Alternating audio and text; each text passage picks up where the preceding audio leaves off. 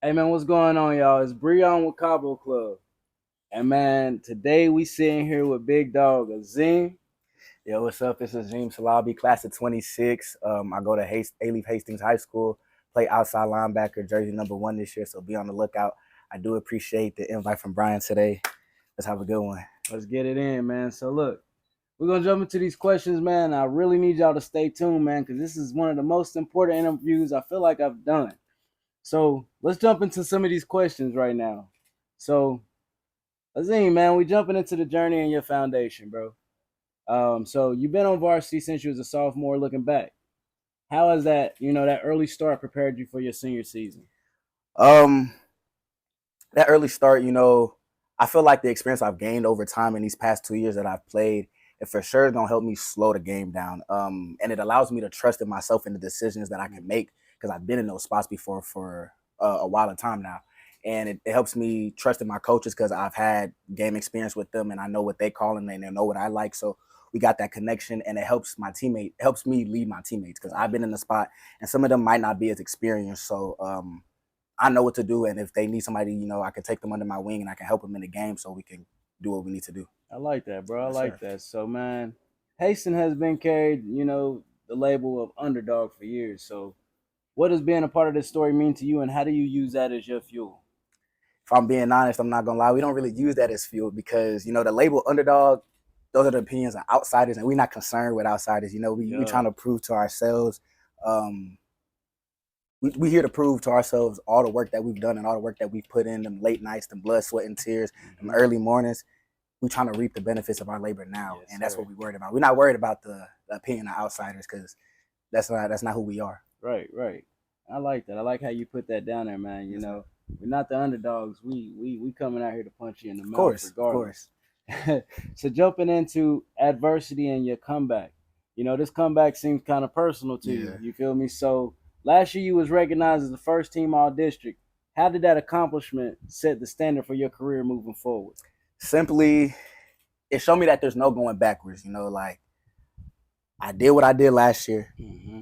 and the only thing to do from here is raise that standard. Yeah. And honestly, I feel like last year the way I played, it wasn't bad at all, but to my liking, I could do a lot more, and I feel like I could be a lot more meticulous about my performance as an Mm-hmm. athlete all around. Just like every play, not loafing. I'm getting to my spot. I'm doing what I need to be. I'm seeing what I need to see, communicating all of that. Just every play, the little things, because that's where the big plays come from. All the little things coming together in one place. So Yeah. for sure. I like that, man. So, with getting first team all district and all of that stuff there, then boom, we hit with a knee injury. What was the toughest part of that setback? The physical recovery or the mental battle? Once I tore my MCL meniscus, the physical part, it wasn't that hard. I'm an athlete. Like I've been an athlete since I was 6. So waking up early, pushing through the hard workouts, that's familiar, that's comfortable. So it wasn't really hard, but it was the mental part. I'm not gonna lie. The late nights sitting in your room and you Mhm. questioning your worth as an athlete, like what do I bring to the team? Am I worth anything to the team anymore? Um, you know, my teammates practicing, they going through the hard summer workouts and they're going through the games and I'm on the sideline and it's like I'm watching them play the game that I love, but I can't do nothing but cheer them on and give them advice. And it's like I'm itching to get back out there. Yeah. And I'm not gonna lie, it did take a toll, especially once I had got the surgery and it was hard for me to walk and I'm bed resting and like as a man, or as a young man and you feel like you get more independence, I gotta call mommy. Can you Yeah. help me go to the restroom? And it's Yeah. like it just makes you question a lot. So that mental part for sure, it for sure took a toll on me, but I think it made me understand that certain things like being tired, waking up for practice, sweating, all those things that I complain about in practice, those are things I took for granted. It's Yeah. it's a privilege to be tired. It's a privilege to run 110s. It's a privilege to do the stadiums, them bear crawls and all that. It's a privilege, I promise you, because if you on the sideline, you chilling. You Ain't no sweat chilling. going down your face. You don't need no towel. You just there and it's like I'd rather be sweating. I'd rather be musty. I'd rather do all that. So it for sure took a toll on me, but it also rebuilt my mental Yeah. and made me understand the things I took for granted and I'm not gonna take it for granted this time. Man, I love how you worded that, Yes, brother. sir. I love how you worded that. So after the surgery and the partial re-tear, when was the moment, and what was the moment that decided to you where you just like, you know what? I'm not done. I'm coming back. Honestly, I don't think I ever had my mind set on the fact that I was done, but I most definitely did have doubts. It was especially that night I had found out, it was tears, it was raw emotion, but I called some of my teachers that, they've been close to me growing up. I've called the coaches. The coaching staff has been very important on my journey. They've been here and let me know that they still trust me and they believe in me. My brother's a big part of my journey, my older brother. I called him. My dad was there at the appointment and I talked to him. Like all these different conversations I had after the fact of the re-tear, it made me realize how strong my support system was. And I got people who believe in me and they have standards set for me too. And I couldn't just drop and like give up. That wasn't what they expected of me, and that's not what they expected myself. That's not how they raised me, and that's not the values they instilled in me. So it was never a thought about giving up, but I did have those doubts. But the support system most definitely reinforced my eagerness to want to get back out on that field. So Village, man. The village is is what holds you up, man. Sure. And proud you got a strong support system. That's able to push you back mentally and physically. Yes, Because that's the hard part. Yeah. That's the super hard part. So, your first game back is against Elsie, a rival and a district opener for you. What emotions do you expect to feel when you step on that field? Honestly, it's a rival game. It's a district opener, so people expect emotions to fly high. But I'm not gonna lie. Once they strike the band, the cheerleaders cheering, the fans screaming, coaches calling out plays, Yeah, I'm gonna feel at peace. I'm gonna feel at ease. I'm not gonna lie, because it's been a minute. It's been a long 9-10 months since I've been back on that field. Since I've strapped up my helmet, buckled up them shoulder pads, laced up them cleats, all that. And it's like I'm gonna feel comfortable, feel back at home, because like that field is where I belong, and that's where I really let out what I need to. Yeah. And I'm not gonna let there's gonna be some talk for sure, but that's not what I'm there for. I'm not really there to do the talking with my mouth. I'm trying to play and show y'all what I'm coming here to do. And honestly, Elsick is a big game, and I want to have the moments. I want to have the big plays and all that, but I know how I have to come for the rest of the season. This game doesn't really define who I am for the rest of the season.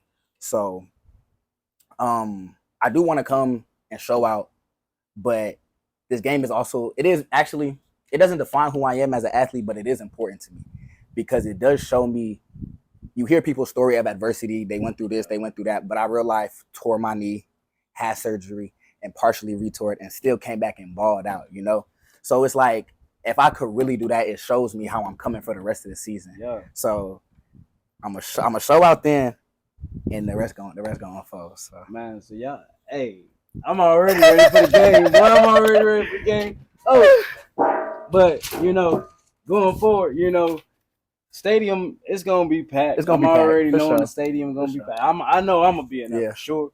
You feel me? We're gonna be Cabo Club gonna be in there for sure, taking all the pictures and talking all the junk. But going into the leadership and the responsibility, you feel me? So this year you're wearing number 1. Sir. What message do you think that sends to your team and your opponents? The message it sends to my team is that number 1 is a number that only certain people can get for a reason. And it lets them know that you can depend on me on and off the field. Yeah. If you got problems on and off the field, in life, I got you. I'm here. Because I've been through stuff and I know how it is to be down and you feel like you got nobody. Yeah. I might not have gone what you gone through, but I can empathize with you. And then on the field, I know my stuff. I'm confident and when I step on the field, I'm one of the best players, so I can help you get to where you need to be. So it shows that they can depend on me. Number 1 is a person who's dependable and is a leader. So that's what it shows to my teammates. And to the other team, for those who like, he can't do it no more, he ain't got it no more, my team know what I've been through. And they've seen more than what the outside seen, and they still decided as a consensus to give me number 1. So that shows you that my team and my coaches trusted me. So if you got me down and out for the count, you got something else coming. So. Hey, man, you can't poke the bear. You feel me? You can't poke the bear. But now, for real, though, number 1 to me, number 1 is a number. It's a strong number. You feel me? I got friends who rock number 1 in college, high school. Number 1 to me is under no one. You're not under nobody. You the leader. You the wolf pack, the pack of it. So I like that. I like how you going with that, man. So speaking of leadership, leadership can look different for every athlete. For sure.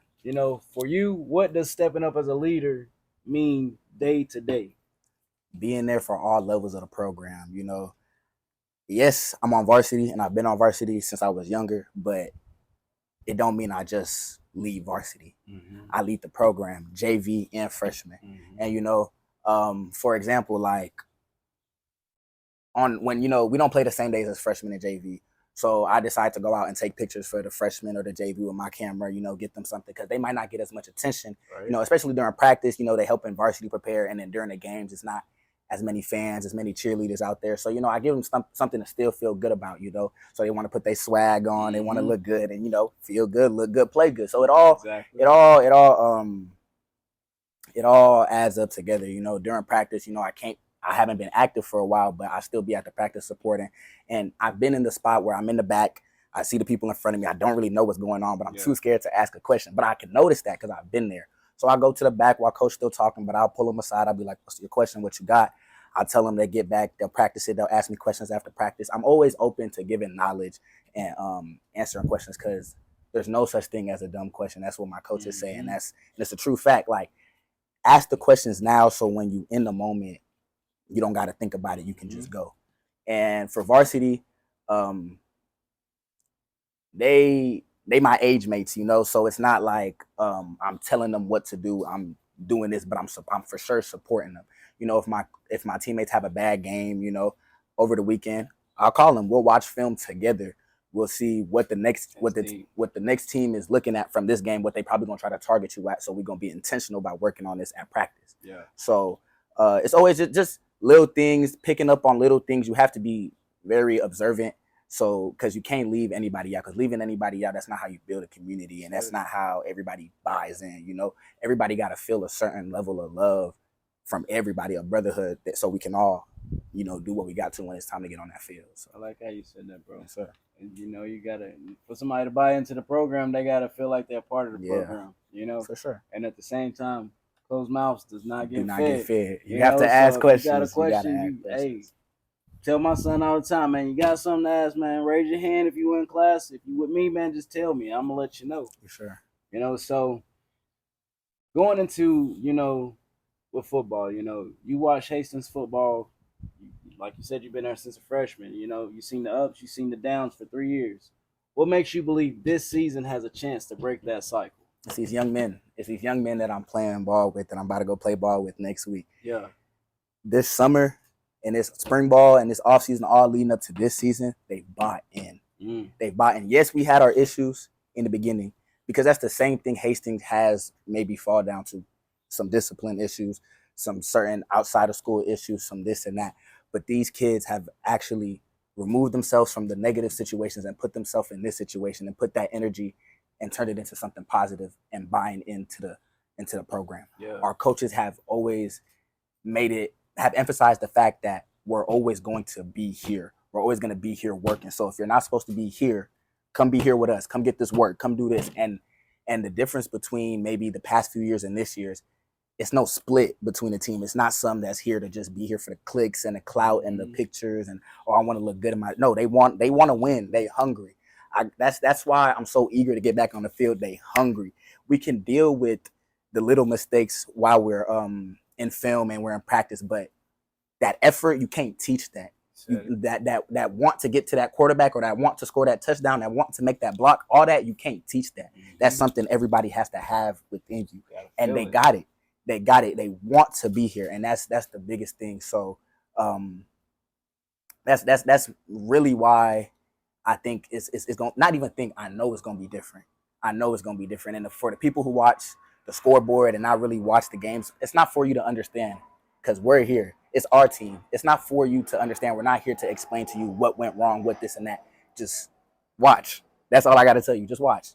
Because the work that we put in, we know the benefits are going to show eventually. Yeah. So what Trinidad James say? Don't believe me, just watch. Just watch. Just watch. Nah, bro. I like how, honestly, I like how you put yourself with the team and not singling yourself out. You get what I'm saying?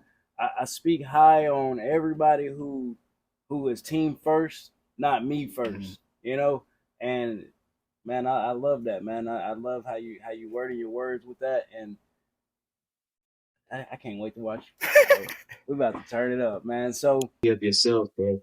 What part of your game have you improved the most, for the fans and the coaches that they will notice right away this season?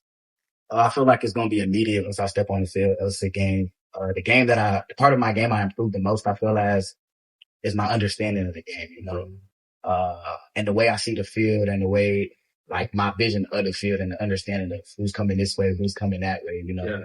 And cause while I have been away from the field, I haven't stepped away from the game. And what I mean by that is these 9-10 months I've been consuming nothing but, football content, football media, whether it's at the pro level, the high school level, the college level, the middle school level, no matter what it is, whether it's a video game or YouTube video, I'm watching something football related, and I don't get tired of it because that's all I know. That's all I love. That's all I do. So, just seeing it in my head and visualizing, I feel like it's very important, and my understanding of the game has increased, and I feel like just I'll be in the right spots and the right plays that come to me, and you're gonna see it for sure. You see it for sure. So it's like the mental preparation, before you walking on the field, you kind of already know. And I mentioned this to my son, hey, the night before, hey man, go ahead and visualize what you're going to do. Go ahead and see what you're going to do. So when you step out on the field, man, and they come, I knew I was going to do that. I feel like visualization is like really important, just sit in your room 10 minutes, got your eyes closed. You set the scene, you feel the grass, buckle up the shoulder, buckle up your, helmet, buckle up your shoulder pads, lace up your cleats, all that. You set the scene and you start, you do the basic stuff. You get to your pass drops, you read the block, you just doing the basic stuff, the foundation stuff. Then you start imagining you making the plays. It's the game winning play. You need that interception. You need that touchdown, and you just slowly work your way up and fully immerse yourself in the situation. And that's how, when you're on the field and those moments do come to you, it's not like you're nervous, your heart not beating. If your heart beating, it should be because you're excited, not because you're nervous, not because you're anxious, it's because you prepare for that.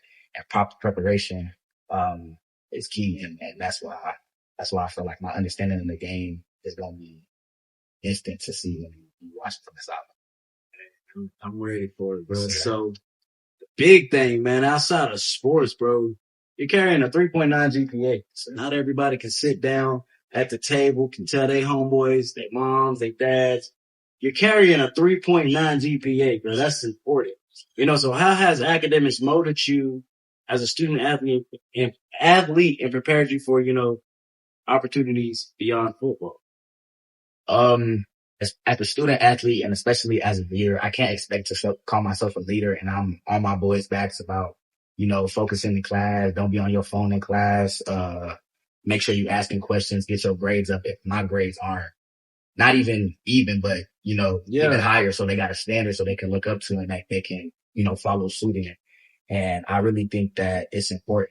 And I feel like a few of the traits that it's taught me is accountability and responsibility, because in order to set that standard for everybody else, I have to be responsible with my own assignments, my own grades, get them in on time and stuff like that. And it's also taught me accountability. So, because when I can't do that, there's consequences, and you're held accountable for that. And, you don't get your grades right, you can't play. So it teaches you accountability real fast. And, this year, in the past years, we have faced people flunking off. People can't play a few weeks because they grades.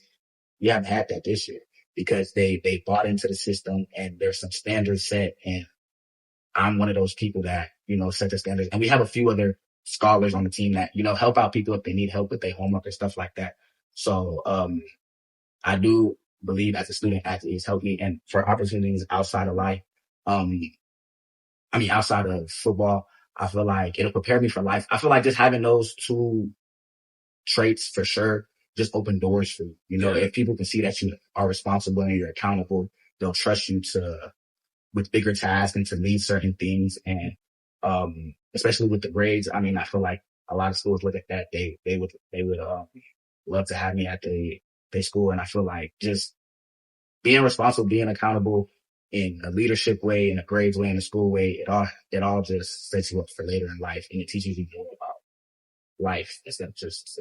Yeah, man, because the less that a coach got to spend on you for college, for school, the more he wants you. You get what I'm saying?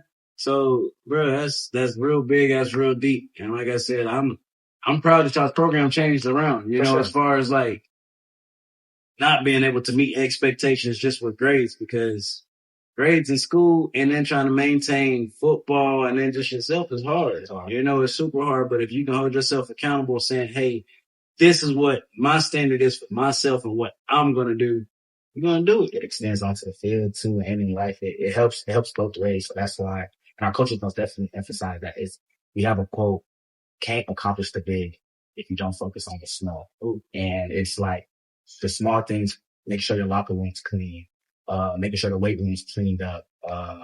If I say take this certain amount of steps out of a break, take this certain amount of steps, get back to the ball, tuck the ball, somebody catch the ball, become a receiver, get under this route, make sure you get to it's all the little things. Like if you want the big plays and the celebrations and all this and the stories to tell your kids when you get older, you have to focus on the little things now. That's what shapes it up. And our coaches most definitely do a good job at emphasizing that. So shout out to our coaches. They the reasons why the program changed. Yes, sir. Shout out to them coaches over at Hastings. Yes, sir. We appreciate what you're doing to these young men over here. So we're going to jump into question number 12, bro. If you could map out your dream senior seasons, what would it include on and off the field? Off the field, just good memories all around. You know, a nice senior year that I can go out into the real world and remember. But academically, I would love to graduate the top 10% of my class. You know, that's free admission to a lot of schools. And I would love for that to be on my resume. District defensive MVP, that's an effective. Yes, sir. I want this team to make a mark in the playoffs. I don't want to just win district. I want to go in the playoffs and not just go in the playoffs. I want to make a mark in the playoffs. I want our name to be in history this year. So, that's for sure what I want. And I want all my boys. I want everybody to get an offer. You know, Yeah. I want everybody to go to the next level and pursue their dream, have fun playing the game they love. Like, I want to do that too. You know, so if that's how I could see my senior season going, that's how it looks. I mean, you guys is already on the start of it, because if you already focus on accountability, you get what I'm saying, and you already supposed to be this leader that you're telling yourself that you are, and you preaching this to these young fellows, bro, they gonna only want to rinse and repeat. Yes, sir. You know, if they see, man, my boy, he's over here doing this thing, he's killing, man, I want that same, that same attention. I just want that same passion, that same drive. So you got to lead by example. You got to take that step, and hey, they're gonna follow. They're gonna follow. So when your time at Hastings is done, how do you want people to describe the impact you left behind? I want to set a standard for this program moving forward, you know, from a student athlete standpoint. And I want our coaches to uphold that standard and make sure we're reaching that and always raising the bar. But the things that I want to be remembered by are hard work, you know, perseverance, especially with my injury and coming back out. And I know the job's not done. You know, Kobe said the job's not finished, you know. So I'm here now, but I still have a season to prove and show that all the days off. So I want to be remembered by integrity, you know, just being an honest, good person. You know, that's how you build, a brotherhood.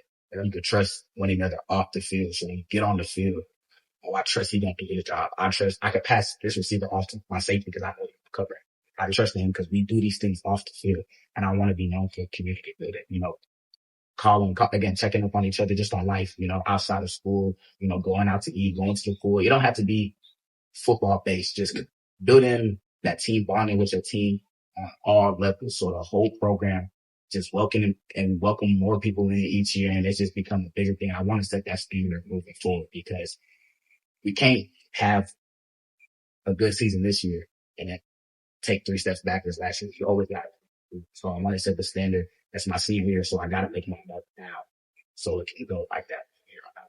That's it, bro. That's it. And I like how you got that going, bro. So now we're going to jump into the personal and the signature side of it, bro. You know, away from football, what helps you stay balanced and motivated? My family. Yeah. I'm a family boy.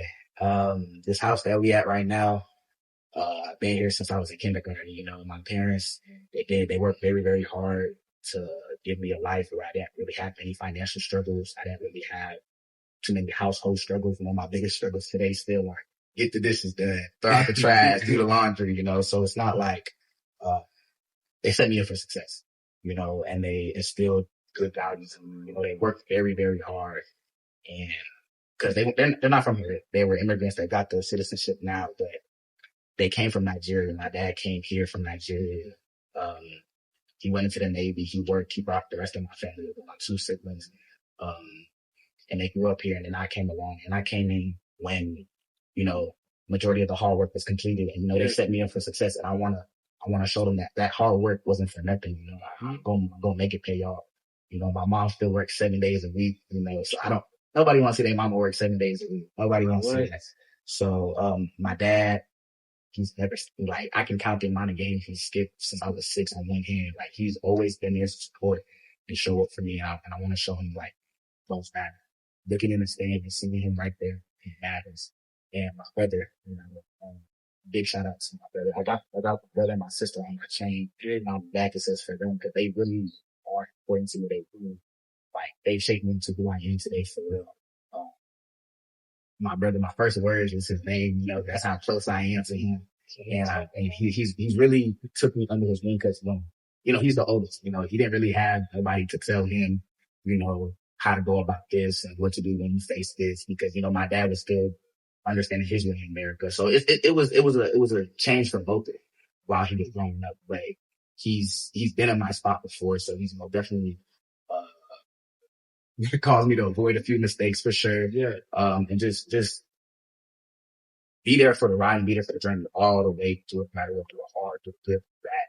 I really want to show them, I do it for y'all. I really do it for y'all. And, no matter how hard things get, if I remember them, I know I can keep going. It's if your why doesn't get you up, if you sleep and you lazy and you don't want to get up that day and you can't think, and you think of your why and it's not strong enough to get you up out of bed and do what you have to do, you gotta change your why. I think about my peoples and I get ready to work. I get ready to do what I have to do for the day, attack the day, because they couldn't get no break when they was trying to give me the life that I have now. So why would I take it? It's not right. So, my people for sure is what keeps me balanced. Of course, man, I love that for you, bro, man. You really remind me like you about my age, bro, just because just how you wording things, bro, with that whole saying right there, family is very important. Family is king, without a village, bro, it's so hard to want to do what you want to do and to move around and think that you think and things like that, so that's real deep right there, bro. So jumping into another question, what's an unforgettable moment from your time at Hastings football that you always carry, whether it's freshman, junior, senior, practice, my first day? What sticks out to you that I always be with you for the moment? I got a few. You always got a few of those locker room moments that you share with your brother that nobody else know about. What happens in the locker room stays in the locker room. Yeah, you got those. Those for sure are the ones that I remember. The one that I probably can talk about, Taylor game last year for sure. We came back, blocked the field goal for the win, but that game, cause again, I've been here for some time and I've been watching the varsity play for some time. And the year before last year, anytime we would face adversity, it was over. If they was up 2 scores, it was over. We would tuck our tail and that was it. And that's not a dig on our team, but it's to show how far we've come from that moment in the program. Yeah. And last year when we faced Taylor, we was down 2 scores in the beginning, but you could look on the sideline. You could look in everybody's eyes. They wasn't out. They were still ready to play. They were still ready to show that we was here. Mm-hmm. And, we had our quarterback last year threw to our receiver, Rashawn Jones for the game time to head top in the corner, and then next drive, defense get a 4th down stop, and offense get the ball right there. And again, quarterback rollout. Cameron Hines, he's senior, he graduated last year, but touchdown, game-winning touchdown. And I feel like that moment in our program, that was a night to remember, we storming the field, helmets off, raw emotion, people crying. Our coach, really you get it. It showed a turn in our program that, we a team that we can fight, we don't want to be fighting from the bottom, but if we are there, it's not open. We can come back and we can still, persevere and win. And, that was just a good game and a good memory for sure. I like that, man. So if you could sit down, any athlete you look up to and pick their brain, who would it be and why? It's a lot, it's a lot. But I feel like my top two probably either Ed Reed or Luke Kuechly. Ooh. Yeah. But I really like Luke Kuechly because he's the perfect blend of like brawn and brains, you know. You'll hear NFL athletes talking about Kuechly when he was in his prime in his career. The quarterback would call a play in the audible and Kuechly would be like, oh, they're going to run this. And, I would just like to talk to him and understand his preparation process because that's what had him like have the edge over other athletes, you know, that preparation that he put in for the game. So it's just like a test. If you study, you have the answers and you can get there before the offense even knows what they're going to do. And, the physicality he plays with, he gets to the spot before you and then he makes you to break into that spot. Yeah. So that's really, a guy I would like to talk to. Seems like a nice guy, but real good athlete all around. I wish he played for a little longer, but he was fun to watch for sure. When Cam and they was going on that run to the Super Bowl and all that. But Luke Kuechly was definitely that. See, you know, I'm from Charlotte. Well, I ain't necessarily from Charlotte. I'm from Morgan. It's in North Carolina here, you know, but I'm not no Panther fan. I'm far from a Panther fan, but Luke has a lot of respect in the state of North Carolina just because of who he is as a person and being an athlete. You know, he's a dog. Big dog. Yeah. Not a little dog, he's a big dog. Sure. You know, and yeah, I wish he could have played a little longer because, you know, his career, you know, injuries can, you know, make or break. But I feel you, bro. I like that answer with Luke. So my last question is a question that I ask every athlete that I speak with, and that is, what does the word champion mean to you? Word champion means to me is never going off course. Yeah. Like, if you really want something, if you really want to work for something, it's not going to, I know it sounds cliche, and things that sound cliche, but you got to run into the basics, you do for it. And, no matter how hard, no matter what you're going through, stay the course. Stay the course and reap the success. Yeah. Reap the fruits of your labor, you know, and, don't be scared to lean back, you know, on the people that support you, on people that's there for you. You know, it's not always something you have to hustle by yourself. You can lean back, always remember why, always stay the course. And, it's a little spiel that Michael Beasley put on, you know, that I like to listen to. He basically starts it off by saying, I was hungry by myself, but tomorrow came. Yeah. I don't have to like you. I like me. I like me that much because I was there for me. You know, tomorrow came, but I couldn't let the sun be. And what he means by that is he was going through that stuff by himself.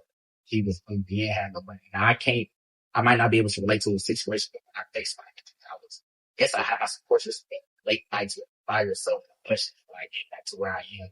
Like, is it possible? If I play, do I want to do this? It's my heart in it. All these questions running through my mind. I'm by myself. But tomorrow came.